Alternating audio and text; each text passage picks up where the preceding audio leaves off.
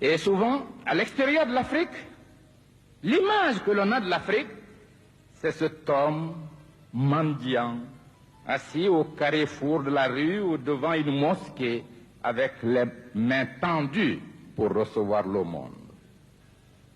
Et même ceux qui, par générosité ou par compréhension de la nécessité de l'aide, apportent cette aide, ils la font souvent dans des formes blessantes. Nous disons, quant à nous, l'histoire, ce n'est pas une course de vitesse. C'est une course de fond sans fin. Pour valoriser l'existence de l'homme, il faut nécessairement avoir une conscience historique, et une conscience sociale, et une conscience politique, et une conscience économique, et une conscience culturelle, et une conscience humaine en un mot. Ce n'est pas le degré de richesse ou de pauvreté qui servirait chez les hommes intelligents à sa classification, mais c'est ce qu'il aura représenté sur l'échelon universel de la pensée universelle. C'est cela qui se confondra avec lui. Mais la singularité qui a marqué l'accession de mon pays à l'indépendance a été malheureusement exploitée contre le peuple français qui a été induit en erreur. Parmi ceux qui sont là, beaucoup sont venus avec générosité. De ce monsieur Sékou Touré, on en a longtemps parlé. Je ne le connais pas, je voudrais le voir. Qu'est-ce que c'est? Beaucoup sont venus en répondant à votre invitation. Et beaucoup se posent la question, quel est cet homme? Je voudrais vous mettre à l'aise. Cet homme est un fils de la Guinée. Cet homme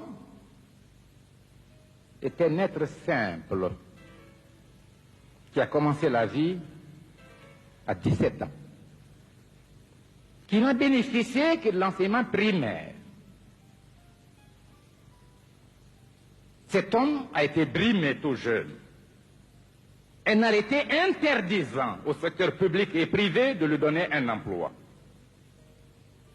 Cet homme n'avait rien. Et au moment où pour la première fois son parti, le Parti démocratique de Guinée, l'avait choisi pour être le candidat député pour le Parlement français, il lui était réclamé 5 000 francs. C'est-à-dire 50 francs français aujourd'hui. Cet homme, pendant un mois, était incapable par lui-même de trouver les 5 000 francs. Mais cet homme était déjà dans la conscience des travailleurs de Guinée. Il assumait les fonctions de secrétaire général de l'Union territoriale des syndicats. Et celle plus importante, de premier responsable de la Confédération panafricaine des syndicats. Cet homme n'a pu obtenir les 5 000 francs que lorsque les dockers qu'on a créés ont appris l'incapacité du candidat à se faire inscrire, faute d'argent, avait donc organisé une souscription pour amener les 5 000 francs. Je suis le fruit de mes frères et de mes sœurs. Et les femmes de Guinée ont pris position pour cet homme, unanimement. Et je ferai de telle sorte qu'elles n'aient jamais regretté leur mobilisation. C'est pourquoi dans notre ligne, dans notre programme, l'émancipation de la femme n'est pas prévue comme un acte de solidarité, mais comme une obligation. Il s'agit davantage de l'émancipation de l'homme qui brime et exploite la femme que celle de la femme. Voilà notre conception et nous la traduisons systématiquement dans toute la législation depuis que nous sommes indépendants. Et vous pouvez voir à l'université, à toutes les écoles, nous exigeons l'égalité de chance, l'égalité de l'effectif. Dans la vie, à l'Assemblée, nous avons 42 députés sur une assemblée de 210. Dans le gouvernement, dans tous les appareils de direction. Cet homme aussi a été soutenu par les jeunes parce qu'il avait dirigé le mouvement de la jeunesse. Mais cet homme était esclave d'une tradition familiale. Mes deux grands-parents ont assumé un rôle de premier plan. Nous qui parlons de démocratie populaire, nous provenons de la féodalité. Car mes deux grands-parents ont été chefs, empereurs. Les deux sont morts en exil. L'un à Madagascar, l'autre au Gabon. Mais la Guinée verra l'avènement de la démocratie, l'avènement même du style révolutionnaire grâce à notre groupe. Et ce sont des options sincères. Cet homme donc n'a aucune haine à l'égard de qui que ce soit. Et, monsieur le maire, je vous donnerai, tiré des archives, quelques extraits des discours tenus lorsque le général de Gaulle, président de la République française, était venu à Conakry. Nous avons tout fait, mais l'incompréhension était totale. Mon collègue, le président de la République française, M. François Mitterrand, était un ami personnel. J'ai appartenu au même groupe parlementaire que lui, le groupe UDCR-RDA. M. Félix Houphouët-Boigny était notre président, mais j'étais vice-président du Rassemblement démocratique africain, le premier leader syndicaliste de l'Ouest africain. Nous disons donc que nous avons voulu maintenir nos liens et même faire affermir l'amitié, la confiance entre la Guinée indépendante et la France. Mais il y a eu contradiction, due à la nature viciée des communications. Ici, le peuple français, je m'excuse de l'expression, n'a souvent entendu ou lu que des contre-vérités. Ah, si je pouvais ici être considéré comme l'homme, le militant, sur une place publique, avec n'importe quel homme, discutant devant le peuple français, de n'importe quel thème, de n'importe quel sujet, j'aurais été plus heureux. Parce que j'aurais abandonné le protocole et j'aurais pu clamer certaines vérités. Ceux qui sont venus à l'appel de M. le maire nous accueillir, j'ai dit certains sont des amis, d'autres ne savent pas pourquoi, pour qui ils sont venus. Je voudrais que vous reteniez une seule image, c'est celle d'un homme sincère, un homme qui n'a pas de complexe, un homme qui n'a aucune rancune, un homme qui voudrait bâtir avec les Français un avenir merveilleux de coopération entre la France et son pays. Cela est sincère. Mais nous connaissons un fait, chaque pays, quel que soit le niveau de son développement historique, a des besoins. Et souvent, à l'extérieur de l'Afrique, l'image que l'on a de l'Afrique, c'est cet homme mendiant, assis au carrefour de la rue ou devant une mosquée, avec les mains tendues pour recevoir le monde. Et même ceux qui, par générosité ou par compréhension de la nécessité de l'aide, apportent cette aide, ils la font souvent dans des formes blessantes. Nous disons, quant à nous, l'histoire, ce n'est pas une course de vitesse. C'est une course de fond sans fin. Pour valoriser l'existence de l'homme, il faut nécessairement avoir une conscience historique, et une conscience sociale, et une conscience politique, et une conscience économique, et une conscience culturelle, et une conscience humaine en un mot. Ce n'est pas le degré de richesse ou de pauvreté qui servirait chez les hommes intelligents à sa classification. Mais c'est ce qu'il aura représenté sur l'échelon universel de la pensée universelle. C'est cela qui se confondra avec lui. Mais la singularité qui a marqué l'accession de mon pays à l'indépendance a été malheureusement exploitée contre le peuple français qui a été induit en erreur. Parmi ceux qui sont là, beaucoup sont venus avec générosité. De ce monsieur Sékou Touré, on en a longtemps parlé. Je ne le connais pas, je voudrais le voir. Qu'est-ce que c'est? Beaucoup sont venus en répondant à votre invitation. Et beaucoup se posent la question, quel est cet homme? Je voudrais vous mettre à l'aise. Cet homme est un fils de la Guinée. Cet homme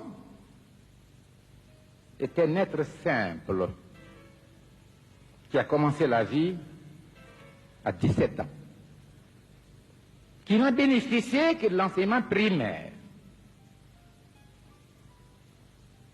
Cet homme a été brimé tout jeune. Un arrêté interdisant au secteur public et privé de lui donner un emploi. Cet homme n'avait rien.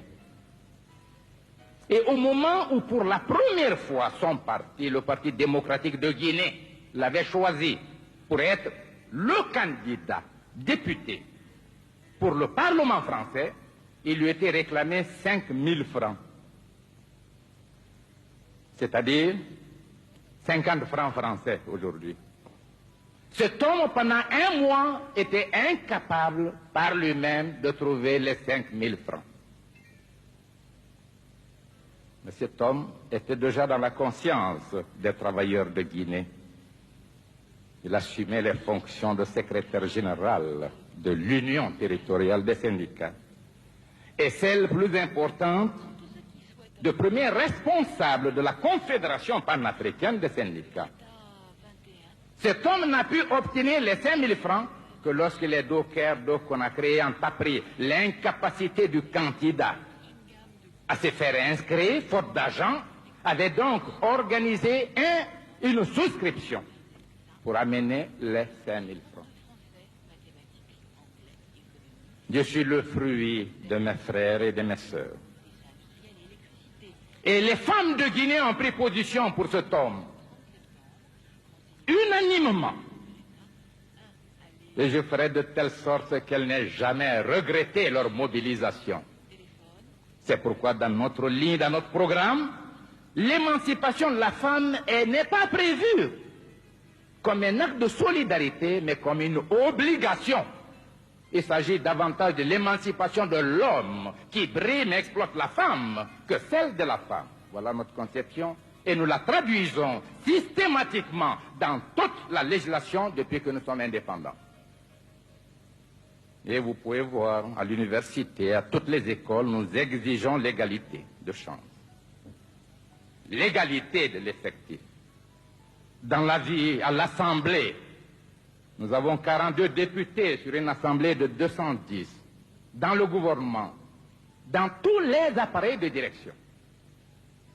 Cet homme aussi a été soutenu par les jeunes parce qu'il avait dirigé le mouvement de la jeunesse. Mais cet homme était esclave d'une tradition familiale. Mes deux grands-parents ont assumé un rôle de premier plan. Nous qui parlons de démocratie populaire, nous provenons de la féodalité. Car mes deux grands-parents ont été chefs, empereurs.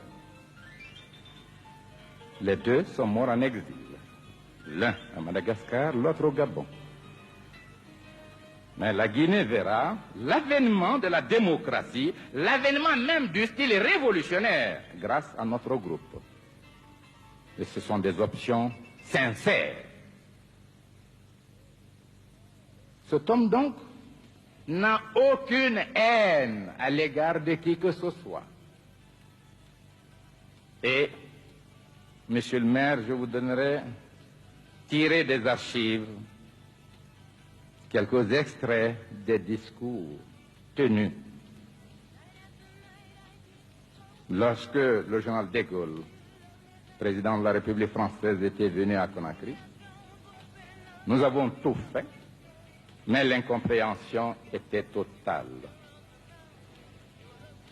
Mon collègue, le président de la République française, M. François Mitterrand, était un ami personnel. J'ai appartenu au même groupe parlementaire que lui, le groupe UDCR-RDA. M. Félix Houphouët-Boigny était notre président, mais j'étais vice-président du Rassemblement démocratique africain, le premier leader syndicaliste de l'Ouest africain. Nous disons donc que nous avons voulu maintenir nos liens et même faire affermir l'amitié, la confiance entre la Guinée indépendante et la France. Mais il y a eu contradiction, due à la nature viciée des communications. Ici, le peuple français, je m'excuse de l'expression, n'a souvent entendu ou lu que des contre-vérités.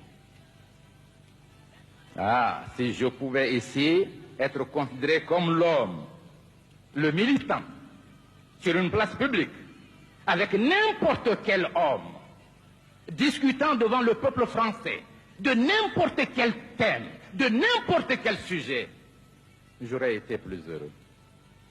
Parce que j'aurais abandonné le protocole et j'aurais pu clamer certaines vérités. Ceux qui sont venus à l'appel de M. le maire nous accueillir, j'ai dit certains sont des amis, d'autres ne savent pas pourquoi, pour qui ils sont venus. Je voudrais que vous reteniez une seule image, c'est celle d'un homme sincère, un homme qui n'a pas de complexe. Un homme qui n'a aucune rancune. Un homme qui voudrait bâtir avec les Français un avenir merveilleux de coopération entre la France et son pays. Cela est sincère. Mais nous connaissons un fait, chaque pays, quel que soit le niveau de son développement historique, a des besoins.